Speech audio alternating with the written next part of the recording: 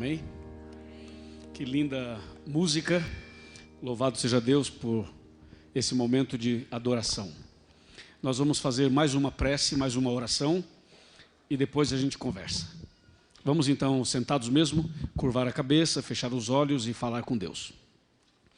Senhor nosso Deus, estamos muito felizes porque estamos na Tua casa, na Tua presença, para mais uma vez estudar a Tua palavra e eu ouvir a Tua doce voz. Deus querido, abençoa cada um que está aqui presente e também aqueles que acompanham pela internet. Que seja uma noite inspiradora, uma noite de crescimento espiritual, uma noite de decisões importantes, uma noite de salvação.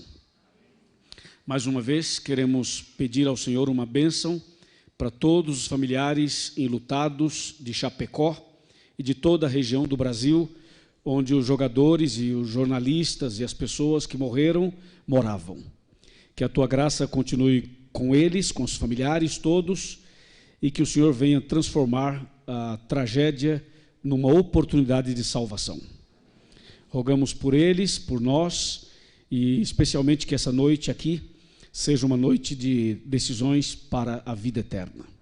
Em nome de Jesus, amém. Amém. Boa noite. Que a paz do Senhor esteja conosco. Amém. Sejam muito bem-vindos a esse momento do estudo da Palavra de Deus. Eu estou muito feliz de estar aqui com meu amigo pastor Chaguri e também tem um outro distrito do pastor que está aqui presente também. Alguém me confirma? Magela, pastor Magela. Muito obrigado. Obrigado, pastor Cândido. Então, nós estamos aqui reunidos para esse momento especial de adoração. Antes da gente entrar no tema e tudo, eu precisaria falar algumas coisinhas antes. Vocês sabem que nós estamos numa caravana. Essa caravana começou domingo, vai até o próximo domingo. E cada noite estamos numa cidade, numa região. Essa caravana, chamada Em Busca de Esperança, é o nome do livro missionário que vamos distribuir o ano que vem. Então, nós já estamos antecipando o nome e já começando ali o aquecimento para o grande movimento do ano que vem. Esse é um movimento missionário em toda a América do Sul. Vocês sabem que eu trabalho na América do Sul, né? Meu território agora é do Equador para cá. São 8 países onde a gente trabalha. E na TV Novo Tempo eu faço 2 programas, o Arena em português e o Decifrando el Futuro em espanhol. Deus tem abençoado bastante a pregação do Evangelho na América do Sul. O ano passado, só para vocês terem uma ideia, sabem quantas pessoas vieram para a Igreja Adventista nesses 8 países? 257 mil pessoas. Foi o ano passado, foi um ano bastante abençoado. Esse ano Deus também está nos abençoando grandemente. Bem, nós vamos fazer o seguinte, vamos ter agora a pregação da palavra. Depois da pregação vamos ter um lindo batismo aqui nesse batistério. Só que eu precisaria saber quantos de vocês são membros da Igreja Adventista. Poderia levantar a mão? Os membros da Igreja Adventista. Opa! Amém? Muito obrigado pela presença de todos. Esses que levantaram a mão, a gente chama de anfitriões, né? São os anfitriões dessa festa. Mas toda festa tem os anfitriões e tem quem mais? Os convidados. Então eu queria saber quem são os nossos convidados. Ou seja, aqueles que não são membros da Igreja Adventista, são membros talvez de uma outra igreja ou de nenhuma igreja, não importa. O que eu quero descobrir é quem é membro da Igreja Adventista e quem é o convidado. Levanta a mão os convidados, por favor. Só para eu vê-los melhor assim. Oh, excelente. Deixa eu fazer uma outra pergunta a vocês. Vocês receberam na entrada um cartão como esse? Os convidados. Quem recebeu, levanta a mão. Aliás, pega o cartão e levanta o cartão para eu ver. Quem recebeu? Quem recebeu? Eu vou explicar o porquê eu estou fazendo isso. Ok, quem não recebeu dos convidados? Alguém não recebeu? Levanta a mão. Aqui não recebeu, ali não recebeu. Daria para segurar a mão um pouquinho só que a nossa equipe já vai entregar para você. Eu vou explicar, na galeria também. Ali estou vendo o irmão e mais algumas mãos ali atrás, em cima. Aqui tem alguém? Aqui tem. Ali, ok? Eu gostaria que todos os convidados tivessem um cartão como esse na mão. E eu fiquei sabendo que alguns receberam o cartão e devolveram. E quem devolveu, levanta a mão de novo, por favor, é que isso aqui tem um motivo. Você não pode devolver isso aqui, eu vou explicar o porquê. Tá ok? Eu queria que todos os convidados tivessem um cartão como esse na mão. Aqueles que devolveram, por gentileza, queiram entregar outra vez para eles o cartão.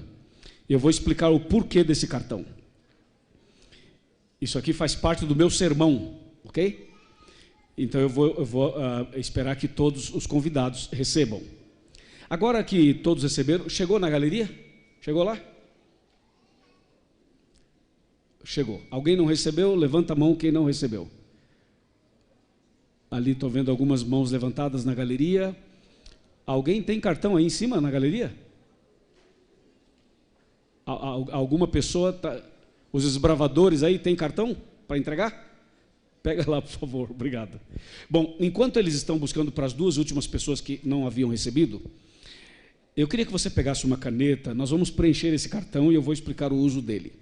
Pegue, por favor, a caneta e o seu cartão. O título é Em Busca de Esperança. Aí vem minha decisão e tem 4 frases. A primeira diz: aceito a Bíblia como a palavra de Deus. Se você aceita a Bíblia, se você crê na palavra de Deus, faça um X nesta frase. Segunda frase: desejo viver ao lado de Jesus. Você fala, pastor, eu já vivo, então marca um X. Quero viver a partir de hoje, também marca um X. Terceira frase: aceito fazer parte do povo de Deus. Você quer fazer parte da família de Deus, então você faça um X nessa frase, por favor. E a última frase diz assim: desejo ser batizado em breve. E deixa eu dizer uma coisa, todas as pessoas precisam ser batizadas. Jesus disse: quem crer e for batizado será salvo. E o próprio Jesus foi batizado. Então, se você gostaria de ser batizado, faça um X na última frase, ok? Aqui embaixo, escreva o seu nome, o seu endereço e um telefone de contato, por favor. Ok? Agora, com o cartão preenchido, eu queria que você não devolvesse para ninguém, guardasse com você até o final, porque no final eu vou chamar você com o cartão para vir aqui à frente. No final do sermão, eu vou pedir para você vir aqui à frente. Aí você virá aqui, trazendo o cartãozinho na mão, e nós vamos ter um momento de oração em favor daquilo que você marcou no cartão. E somente depois da oração é que a gente vai recolher os cartões e dar um presentinho, uma lembrancinha para você. Certo? Quem assiste aqui o Arena do Futuro? Alguém assiste? Então esse cartão é para o Chega Mais Perto. Entendeu? Esse cartão é para o Chegar Mais Perto. Então no final vai ter aqui o Chega Mais Perto ao vivo. Aí você tem que ter o cartão na mão para vir até aqui, para a gente fazer a troca. Vamos orar e vamos te dar uma lembrancinha para você levar dessa noite. Certo? Preparados? Então agora vamos abrir a Bíblia. No livro de Amós, livro do profeta Amós, está no Antigo Testamento. É um dos livros que faz parte dos profetas menores. Amós, capítulo número 8, versículo número 11 e versículo número 12. Amós 8, 11 e 12. Um minutinho para todo mundo localizar o texto. Enquanto isso, eu quero cumprimentar os amigos internautas e agradecê-los muito por estarem conosco nesse momento. Amós 8, 11 e 12 diz assim: eis que vem dias, diz o Senhor Deus, em que enviarei fome sobre a terra, não de pão, nem sede de água, mas de ouvir as palavras do Senhor. E andarão de mar a mar, do norte até ao oriente, correrão por toda parte, procurando a palavra do Senhor, e não acharão. Até aqui. Essa noite, Deus tem uma mensagem para cada um de nós. Essa noite você vai voltar para sua casa muito mais abençoado e muito mais feliz. Essa mensagem vai ajudar você a tomar decisões importantes. Essa mensagem vai dar a você um direcionamento seguro para uma caminhada cristã vitoriosa. Para entender o capítulo 8 e os versos 11 e 12, nós precisamos dar uma passada geral no livro de Amós, para a gente ter uma ideia do que se trata esse livro. Qual é o conteúdo do livro, qual é a proposta do livro, o que esse livro realmente nos ensina. Bem, para começar, o livro de Amós foi escrito antes de Cristo, entre os anos 792 a 740 antes de Cristo. Amós era um homem simples do campo, era uma pessoa da roça, era uma pessoa do interior. Amós trabalhava com figos, ele plantava figos e colhia figos. Mas, além disso, ele era também um tipo de um boiadeiro, um tipo de um vaqueiro. Era uma pessoa bem da fazenda, bem do sítio, do interior, como muitos de nós, com certeza, também fomos criados no interior. O profeta Amós foi chamado por Deus para uma missão especial. E no seu livro, ele trata alguns assuntos polêmicos. Por exemplo, ele ataca as duas principais áreas de pecado do povo de Israel. A primeira área que ele ataca aqui bem fortemente é a idolatria. Amós é muito contundente no seu livro quando fala de idolatria.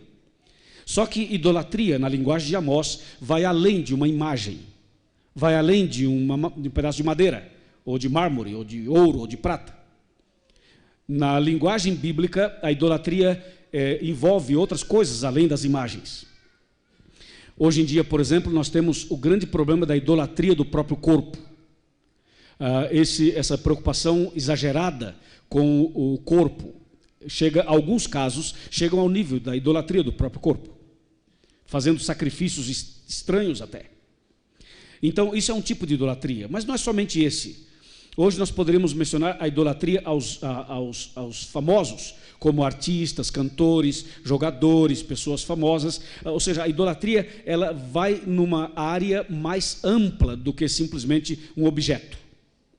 E Amós chama atenção e repreende qualquer tipo de idolatria, porque diz ele, só Deus deve ser adorado e mais ninguém. Mas ele também ataca o outro ponto, que é a injustiça social. Nos dias do profeta, a injustiça social estava muito acentuada, era muito forte.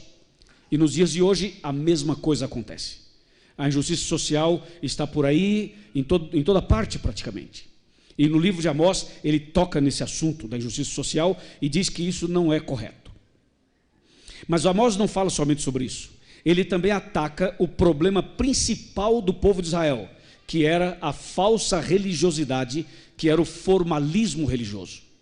Nos dias de Amós, as pessoas estavam muito preocupadas com a aparência, com a forma, do que com a essência, com a verdade, com aquilo que ela realmente era, aquilo que realmente nós somos.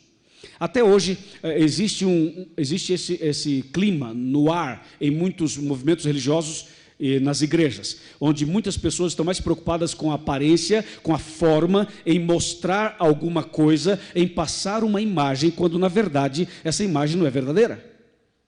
Então o livro de Amós chama a nossa atenção dizendo, cuidado com esse negócio da aparência, do formalismo e da falsa religiosidade.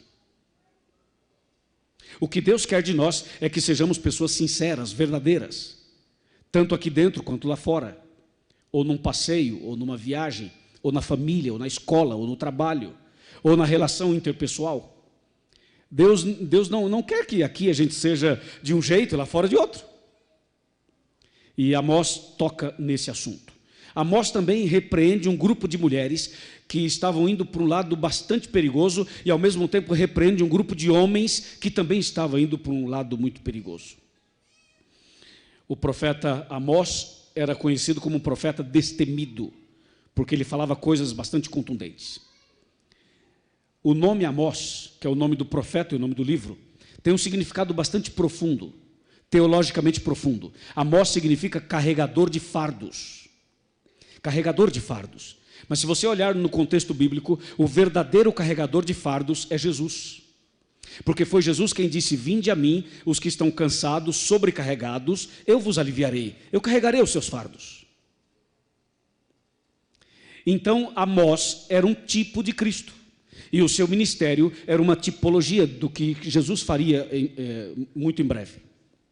Portanto, o ministério de Amós, a pessoa de Amós, as mensagens de Amós eram, na verdade, alguma coisa que preparava o caminho para a vinda do Messias, a vinda de Jesus. Por isso que Amós significa carregador de fardos. Quando você lê o livro de Amós e começa a analisar no contexto messiânico, você vai descobrir que as mensagens de Amós, por mais duras que pareçam, essas mensagens levam você e eu a uma vida de alívio, de liberdade, de livramento, uma vida de paz, uma vida de esperança, porque a mensagem dele, no resumo geral, é para carregar os fardos, é para tirar o peso das suas costas, é para mostrar a você que em Jesus você é livre. O resumo de tudo seria isso. E quando a gente vai para o capítulo 8 de Amós, que foi o capítulo que a gente leu, e os versos 11 e 12, aí nós encontramos uma profecia que é simplesmente impressionante. É uma profecia que nos faz rir e nos faz chorar. É uma profecia que leva a gente a ter uma visão apocalíptica e ao mesmo tempo uma visão da graça, da misericórdia e da salvação. Amós 8, verso 11 diz: Eis que vem dias, diz o Senhor, em que enviarei fome sobre a terra. Não é fome de pão, nem sede de água, mas de ouvir as palavras do Senhor. Nesse texto, Amós está dizendo que haverá uma intervenção divina sobre a terra. Vai chegar um tempo, diz o texto, em que o Senhor enviará fome e sede sobre a terra. Quando ele fala que Deus vai enviar a fome e a sede, ele está dizendo que Deus fará uma intervenção na terra. E ele está dizendo que essa terra, esse planeta, está sob o controle de Deus. Deus é quem controla este planeta e o universo inteiro. Quem manda nesse planeta não são os homens, não são os políticos, nem os religiosos. Esse mundo não depende dos Estados Unidos, nem de Israel, nem do Oriente, nem do Ocidente. Esse mundo não depende do Vaticano, nem de São Paulo. Não depende de nenhum presidente, de nenhum homem como eu e você. Quem realmente comanda, quem realmente dirige esse planeta não são os homens. Esse mundo está nas mãos de Deus. E não cai uma folha da árvore se Deus não permitir. E se entrar algum líder político em algum país que você não gostou, que você não gosta, mesmo você e eu não gostando ou não gostando, eu quero que você saiba que quem controla, quem dirige, quem dita o que tem que acontecer, quem está coordenando as coisas todas é o nosso grande Deus. É por isso que o verso 11 diz que vai chegar um tempo em que Deus vai fazer uma intervenção na terra e Ele enviará fome e sede nessa terra. E o texto diz, não é fome de pão, nem sede de água. Para entender isso aqui, nós temos que trabalhar esses dois elementos, o pão e a água. Os dois elementos, o pão e a água. Quando você olha na Bíblia sobre o pão, você vai perceber que o pão da vida, quem é o pão da vida? Diz aí, quem é o pão da vida? Jesus é o pão da vida. João 6,48. Jesus é o pão da vida, isso está claro. Agora, o texto fala de água. Quem seria, portanto, a água viva, a água da vida? Você seria impulsionado a responder o quê? Jesus, não é? Você diria, Jesus é o pão e Jesus é a água. Eu também pensava assim, mas não é assim. O pão da vida é Jesus, claro, mas a água viva não é Jesus.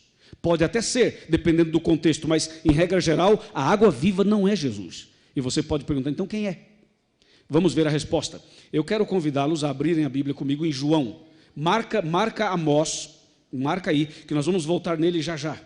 Vamos para João capítulo 7, versos 37 a 39. Esse texto responde à pergunta, quem é a água viva, quem é a água da vida nesse assunto, nesse contexto. João 7, de 37 a 39, responde a nossa pergunta. Lembrando que esse João que eu estou mencionando é o Evangelho. João 7, 37 a 39 diz assim: No último dia, o grande dia da festa, levantou-se Jesus e exclamou: Se alguém tem sede, venha a mim e beba. Quem crê em mim, como diz a Escritura, do seu interior fluirão rios de água viva. Isto ele disse com respeito a quem? A quem? Ao Espírito que haviam de receber os que nele crescem, pois o Espírito até aquele momento não fora dado, porque Jesus não havia sido ainda glorificado. Portanto, a água oferecida por Jesus nessa festa era o Espírito Santo.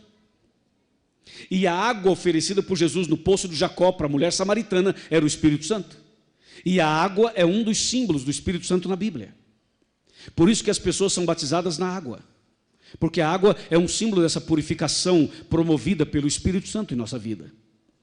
Então, nesse caso, quando Amós fala que Deus vai fazer uma intervenção na terra e diz que haverá fome e sede, e menciona o pão e a água, lembrando que o pão é Jesus e a água é o Espírito Santo. Então, neste caso, Amós está fazendo uma referência ao final do ministério de Jesus e ao final do ministério do Espírito Santo. Por isso que ele fala assim, haverá fome e haverá sede. E ele fala, não é de pão e não é sede de água. São coisas espirituais. Lembre-se então que o pão da vida é Jesus e que a água viva é o Espírito Santo. Por isso que Jesus, no último dia da festa aqui, ele fala assim, ele levantou a mão e diz assim, se alguém tem sede, venha a mim e beba. Sabe o que Jesus está dizendo? Você tem sede? Venha a mim que eu te dou a água que você precisa. Porque quem dá o Espírito Santo para você é Jesus. Quem dá o Espírito Santo para a igreja, para nós, é Jesus. O Espírito Santo não é dado por mim e nem por você. Não somos nós que damos o Espírito Santo para alguém. Quem dá o Espírito Santo é Jesus. Por isso Jesus falou assim, você tem sede? Vem a mim que eu te dou a água. Por isso Jesus falou para a mulher samaritana, quem beber desta água tornará a ter sede, mas quem beber da água que eu lhe der, nunca mais terá sede. Porque é Jesus quem nos dá o Espírito Santo. E então Amós, quando ele fala assim, Deus vai fazer uma intervenção e haverá fome e sede na terra, Amós está falando algo muito profundo. Ele está dizendo que vai chegar um tempo em que nós vamos viver o final do ministério de Jesus, o pão da vida, e o final do ministério do Espírito Santo, a água viva. Você e eu sabemos que o ministério de Jesus hoje é no céu, no santuário celestial. E o ministério do Espírito é aqui na terra.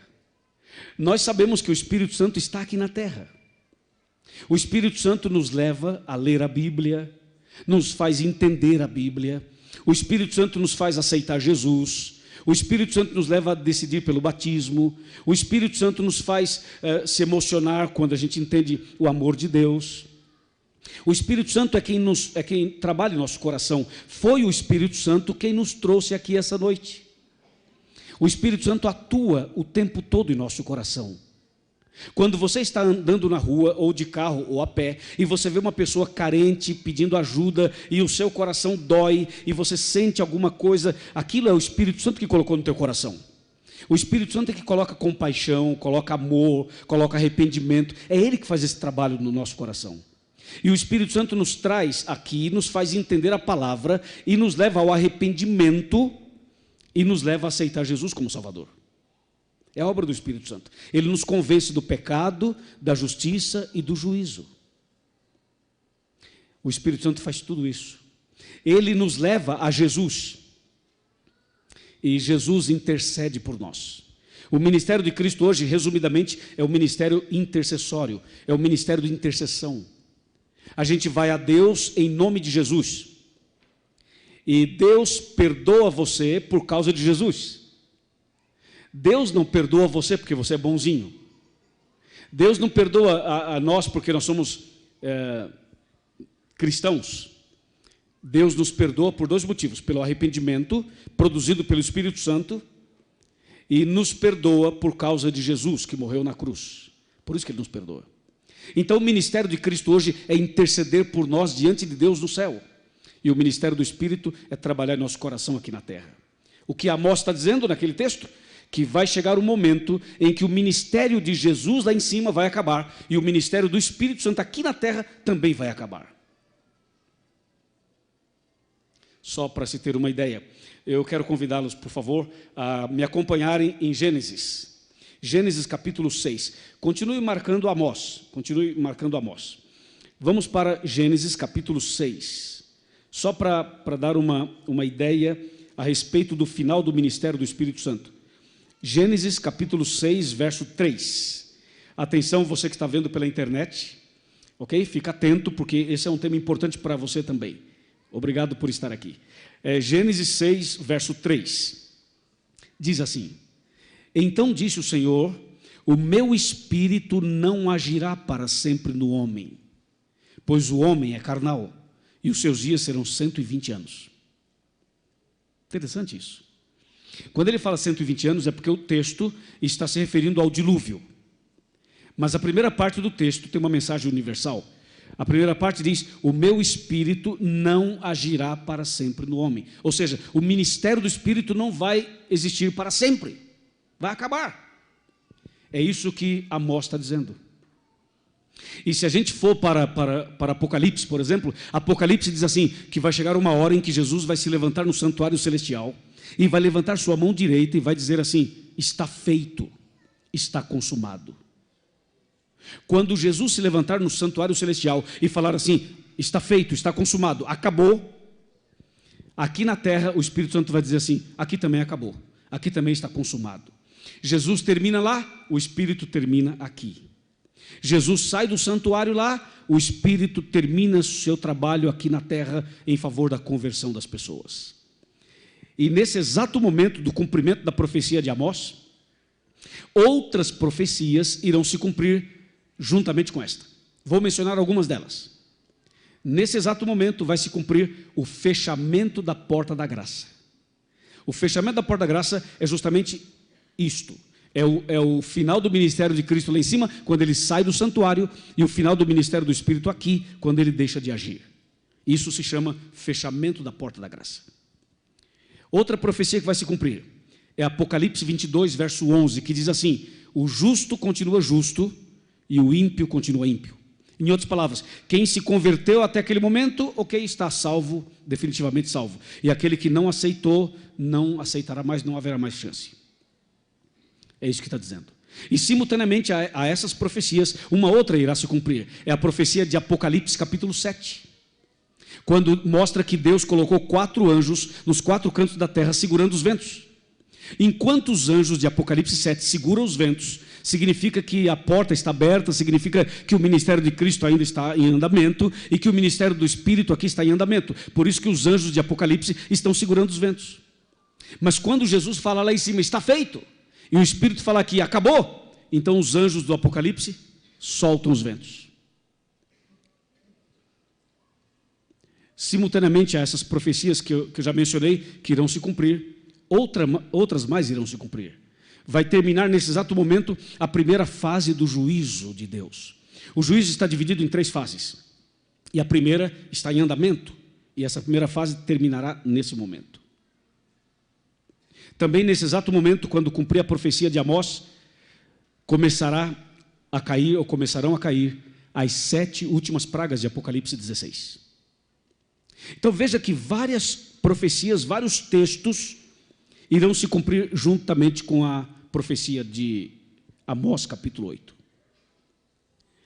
Agora, quando Amós menciona, voltando para Amós 8, verso 11, quando Amós diz assim, que haverá fome e sede, ele fala assim, não é fome de pão nem sede de água, mas de ouvir as palavras do Senhor. Ele está dizendo algo muito profundo, muito profundo. A fome e a sede é de ouvir as palavras do Senhor.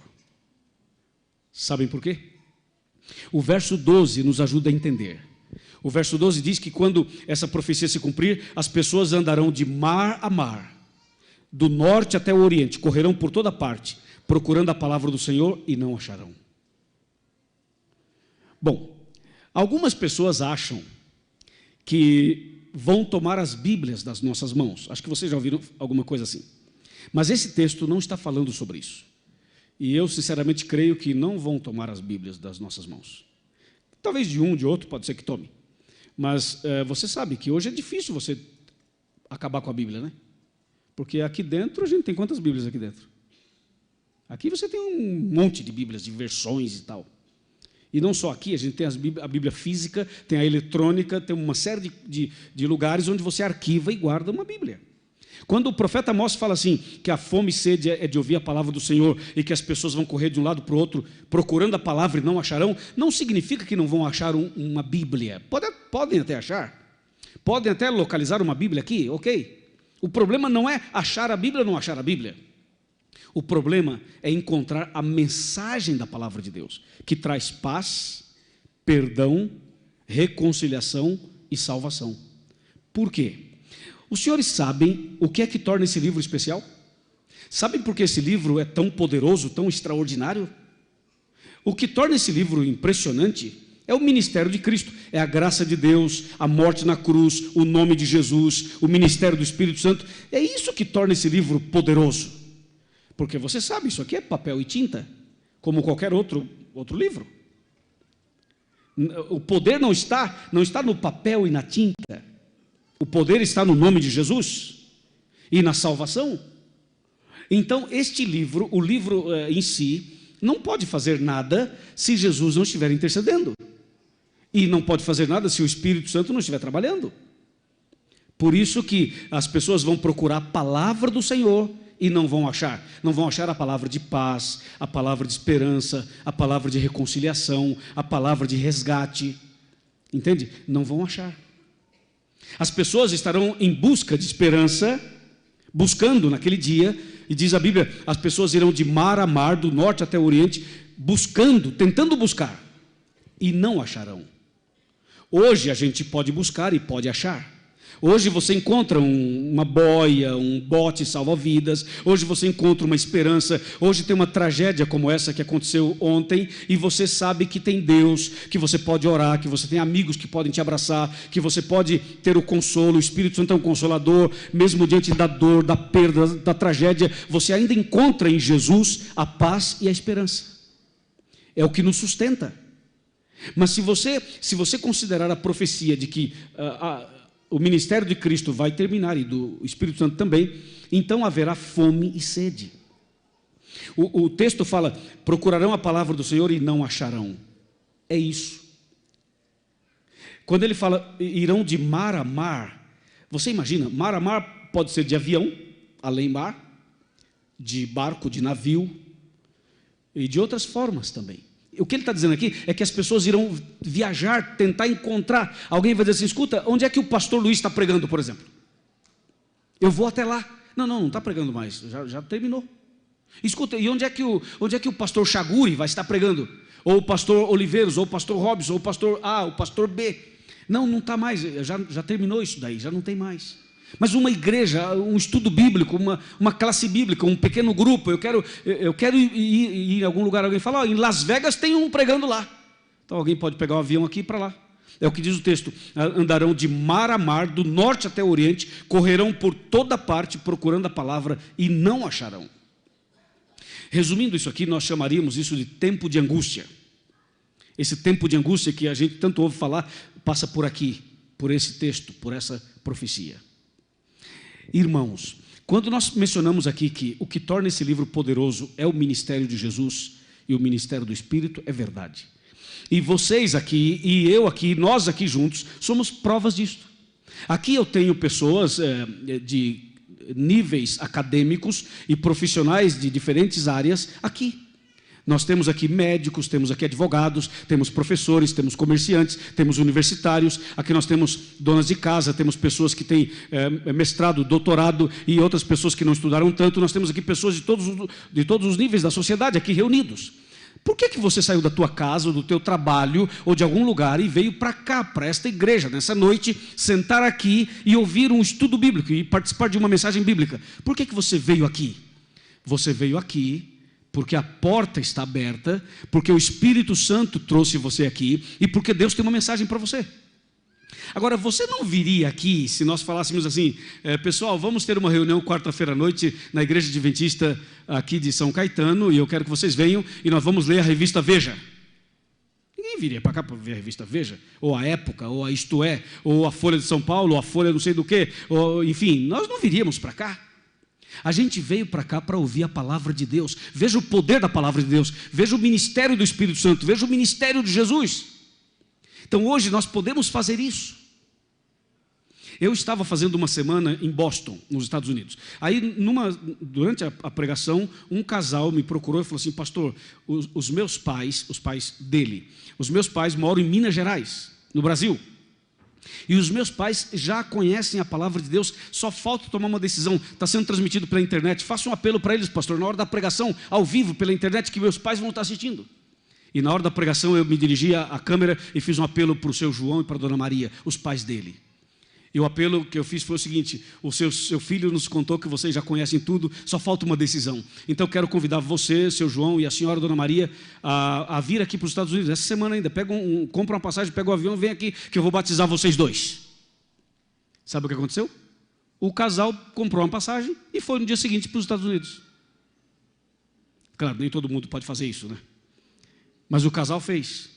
Já queria visitar a família, aproveitou o desejo de visitar a família, o chamado, a decisão e foram. E chegaram lá, eles já estavam prontos aqui, tudo pronto. E nós os batizamos. Então hoje dá para fazer isso?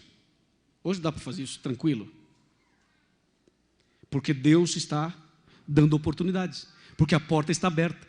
Porque Jesus intercede, porque o Espírito trabalha. Mas naquele dia, quando fechar a porta, quando terminar o tempo, quando a profecia se cumprir, o texto diz que as pessoas vão correr de um lado para o outro, procurando a palavra e não acharão. Irmãos, amigos, convidados especiais, internautas, escutem isso. Chegaremos em um ponto em que a última reunião pública como essa será realizada. Vai chegar o dia em que vamos ter e talvez essa noite seja o último sermão para alguém que está aqui. Talvez você veio aqui hoje e você nunca mais vai estar aqui. Talvez essa seja a sua única oportunidade. Talvez tenha alguém aqui que vai viajar amanhã e vai para outro país ou vai para outro lugar. Ou estava de passagem, veio aqui hoje, mas nunca mais vai estar aqui, é só hoje. E talvez este seja o teu último sermão, e talvez aqui seja o último apelo que você vai ouvir, o último chamado que você vai ouvir. Pode ser que esse seja o último sermão que você vai ouvir. A gente não sabe porque tem gente que está viajando e passa para cá e passa para lá e vai. E claro, sem contar que a nossa vida é incerta, estamos vivos hoje, amanhã não sabemos, claro, também tem isso. Mas não é só baseado nisso, eu estou dizendo que tem gente que está ouvindo essa mensagem pela primeira e pela última vez. E eu sei que algumas pessoas vêm a uma reunião como essa e às vezes nem gostaria de vir. Talvez tenha alguém aqui que não queria estar aqui, mas está. Talvez tenha alguém que foi convidado para vir aqui e alguém insistiu e falou assim: vamos, só hoje, por favor, vamos, só hoje, por favor. E a pessoa diz: não posso, estou cansado, não dá, não sei o quê. Não, mas olha, só hoje vai ser bem especial, vai ser bonito, vai ser interessante. Você fala: tá bom, eu vou, mas é só hoje, hein? Só hoje, não me chame mais, ok? E talvez você não disse que seria só hoje, mas no seu coração está que é só hoje, que você não viria mais, que você não quer saber, é só hoje. Veio por causa de um amigo, de uma amiga e tal. Deixa eu dizer uma coisa para você que talvez pensou isso e talvez disse isso. Se você veio assim, essa pode ser a sua última chance, a sua última noite.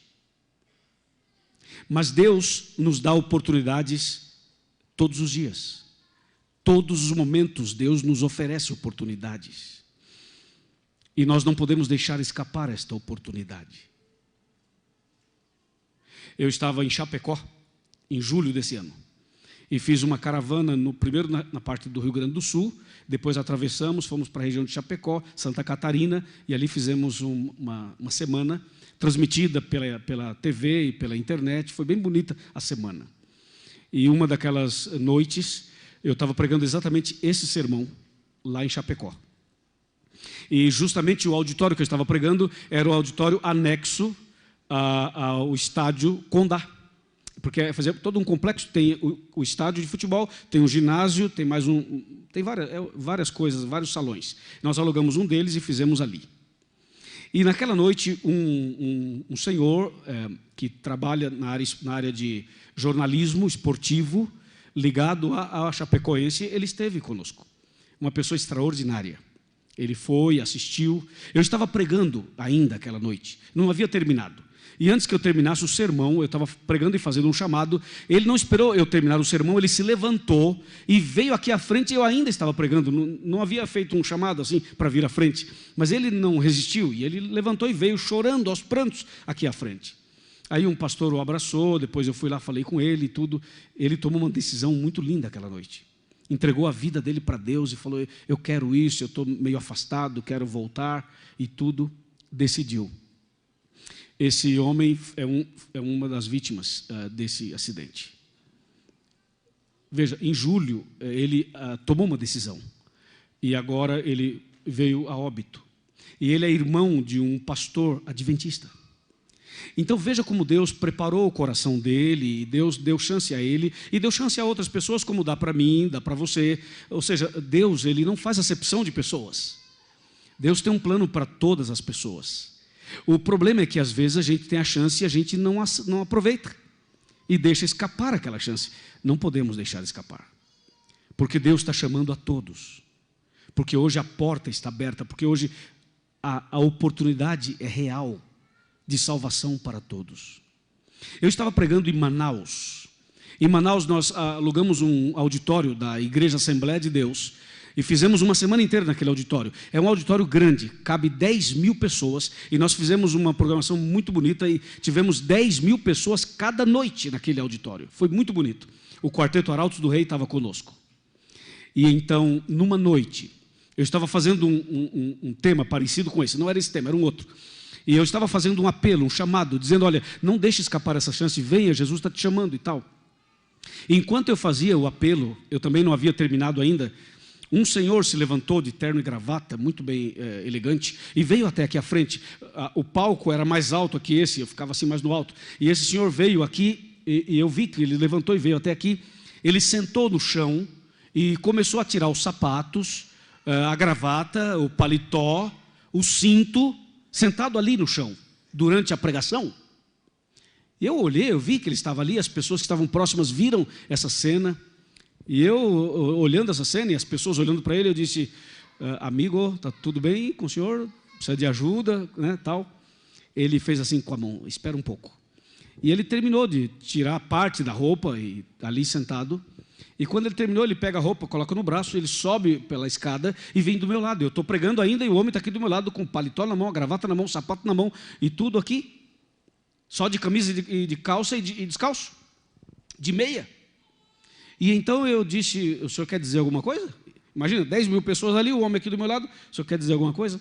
Ele, sim, eu quero. Eu quero ser batizado.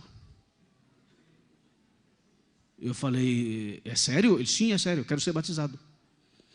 Eu disse, mas quando que o senhor quer ser batizado? Ele falou, agora. Agora? Agora.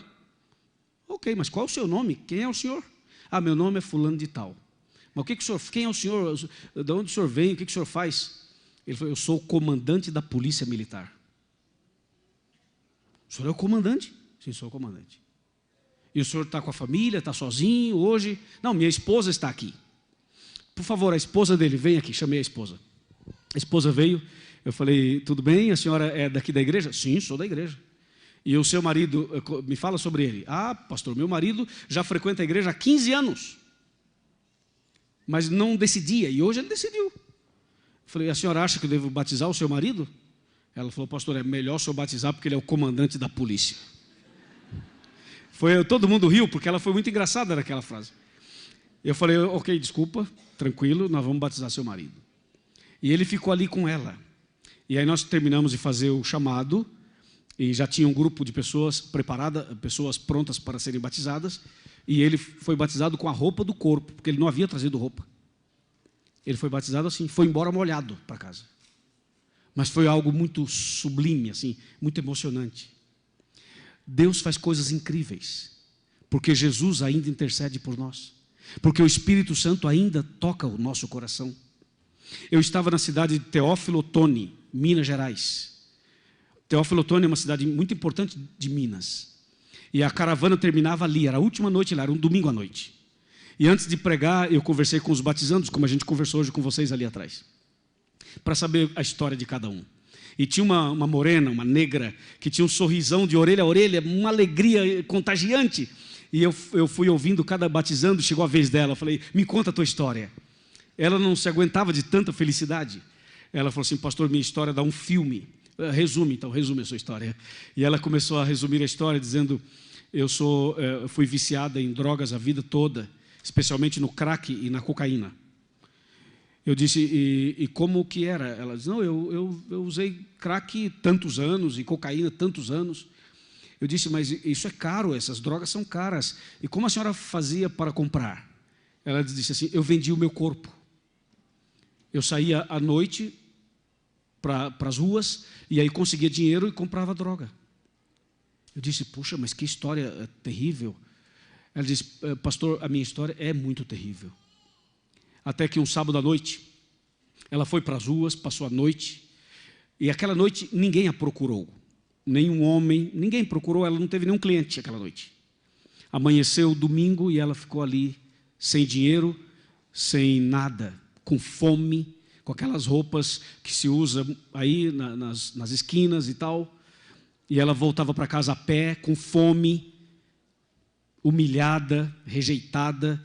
E ela se sentia assim um lixo, porque ela pensava, nem os homens me querem mais. E tal. Voltando para casa caminhando, triste, abatida, querendo morrer, não tinha mais esperança. E aí domingo de manhã, indo para casa, ela via aquelas casas bonitas de um lado do outro, e ela resolveu tocar a campainha de uma casa. E tocou a campainha de uma casa. Saiu um homem alto assim, falou, pois não, senhora? Ela disse assim, moço, me desculpa, eu estou com muita fome, tem alguma coisa aí para eu comer? Ele, sim, tem, pode entrar. A mulher entrou. Lá dentro estava a esposa do homem, né? E eles deram o café da manhã para ela. Ela comeu lá. Em seguida, a esposa daquele homem falou assim, você não quer tomar um banho? Aproveita, está aqui, toma um banho. Ah, eu gostaria. E tomou um banho quentinho, tudo. Depois a mulher falou, quer uma roupa nova? Eu tenho uma roupa aí para você. Ah, eu quero. Aí deu uma roupa para ela. Aí depois disse, você não quer dormir um pouco? Porque percebeu que ela não estava legal, né? Quer dormir? Ah, sim. Aí arrumaram um quarto, um colchãozinho, ela deitou lá e dormiu. Depois acordou, almoçou junto com eles. Foi bonito esse encontro. Aquele casal cuidou dessa mulher por 6 meses. Claro, ela não morou na casa dele 6 meses, não é isso. Mas o casal deu assistência, cuidou dela por 6 meses. E nesse período estudou a Bíblia com ela, ajudou a regularizar alguns documentos que estavam irregulares, ajudou a ir a dentista, essas coisas todas. E no final dos 6 meses ela estava ali para ser batizada na igreja. Eu disse assim, e esse casal mora por aqui ainda? Sim, claro, mora por aqui. Eu disse, e eles vieram hoje? Os dois estão aqui? Sim, os dois estão aí. Falei, eu quero conhecer esse casal. Traga o casal aqui. E ela foi chamar o casal. Quando o casal chegou, que eu vi o casal, eu fiquei emocionado. Sabe quem era o homem que a atendeu? Era o pastor da igreja adventista. O pastor da cidade. Como que essa mulher tocou a campainha da casa do pastor? Eu falei, a senhora conhecia o pastor? Ela falou, não. A senhora sabia o que aquela casa? Não sabia nada. Falou, eu estava transtornada, estava perdida, estava com fome, toquei uma campainha lá. E aí eu batizei essa mulher. Se você se encontrar com ela hoje, você não vai imaginar que é dela que eu estou falando, porque ela hoje se veste diferente, e tem um rosto mais saudável, e tem uma aparência muito mais saudável, mudou a alimentação, mudou um monte de coisa. Você sabe que o Evangelho transforma por dentro e por fora. E é hoje uma serva de Deus. Sabe por que tudo isso? Porque a porta está aberta. Porque Deus está dando chance de salvação para todos. E eu quero ler o último verso dessa noite. O último verso está em Mateus, capítulo 5. Esse é o último verso, e aí com ele a gente vai finalizar. Mateus, capítulo 5, verso 6. Veja esse verso. 5, 6. Diz assim: bem-aventurados os que têm fome e sede de justiça, porque serão fartos. É curioso esse verso, sabe por quê? Porque enquanto Amós fala assim, ai de quem tiver fome e sede, porque vai buscar e não vai achar. Não é? Amós fala isso. Aí vem Jesus no Sermão da Montanha e fala assim, parabéns para quem tem fome e sede. Bem-aventurado quem tem fome e sede, né? Excelente, se você tem fome e sede, excelente. Jesus falou isso aqui no Sermão da Montanha. E Amós fala assim, ai de quem tiver fome e sede, porque vai bater, vai buscar, vai viajar, vai tentar e não achará. A pergunta então é, quando que é bom ter fome e sede e quando que é ruim ter fome e sede da palavra? A profecia de Amós é para o futuro, é para o final dos tempos, é para o fechamento da porta da graça. Está no futuro. Mas a mensagem de Jesus é para o presente. O sermão de Jesus é para hoje, para essa quarta-feira, para São Caetano, para o ABC, o ABCD, para São Paulo, para o Brasil, para o mundo, para você internauta, para você irmã que está ali, para você irmão que está ali, para você que está desse lado, para vocês que estão sentados aqui perto de mim, para vocês aqui da minha direita, para você da galeria, para você lá em cima. Essa mensagem de Jesus é para o jovem, para o adolescente, para a criança, para as mulheres, para os homens. Essa mensagem de Jesus é para adventista, para católico, é para pentecostal, para evangélico, para espírita, é para ateu, é para muçulmano, é para judeu, é para shintoísta, é para hindu. Essa mensagem de Jesus é para todo ser humano. Jesus é assim: bem-aventurados os que têm fome e sede de justiça, esses serão saciados, esses serão fartos. Irmãos, vocês sabem o que é que determina a beleza e a bênção de uma reunião como essa? Sabe o que é que determina se isso aqui que está acontecendo hoje está sendo bom para vocês, se você vai sair daqui feliz e abençoado? Sabe o que determina? É o nível da sua fome. Se você tiver fome de Deus, fome de Bíblia, fome de Jesus, fome de esperança, fome de salvação, fome de paz, se você tiver essa fome em você, você vai embora daqui hoje dizendo assim: que banquete, Deus me alimentou essa noite, que linda noite, louvado seja Deus. Mas se você entra aqui cheio de você mesmo, cheio dos seus preconceitos, cheio das suas ideias, cheio das suas filosofias, se você acha que sabe mais do que todo mundo, se você acha que não precisa de mais nada, se você se considera um teólogo, quem sabe uma pessoa que tem um nível não sei o que e tal, e você está cheio de você mesmo, você vai sair daqui reclamando, criticando, vai sair daqui falando coisas negativas, porque por mais que você ofereça um banquete, se a pessoa não tiver com fome, não serve para nada. Já tentou comer sem fome? Não é a mesma coisa. E já comeu com muita fome, você já passou por um momento de estar faminto, viajou o tempo todo, ou viveu uma experiência de estar muito faminto. Uma pessoa faminta, uma pessoa com muita fome, um pãozinho seco, um pãozinho francês seco, com uma manteiguinha dentro, ou sem manteiga, aquilo é um banquete, é uma delícia, a comida mais gostosa do mundo. Quando você entra numa igreja, tem que entrar com fome e sede da palavra, aberto para receber Jesus. Não deixe que os preconceitos, não deixe que as suas filosofias, não deixe que as suas ideologias, não deixe que a sua visão relativista preencha o teu coração de alguma coisa que não está correto. Abra para Jesus, deixa Cristo entrar no seu coração.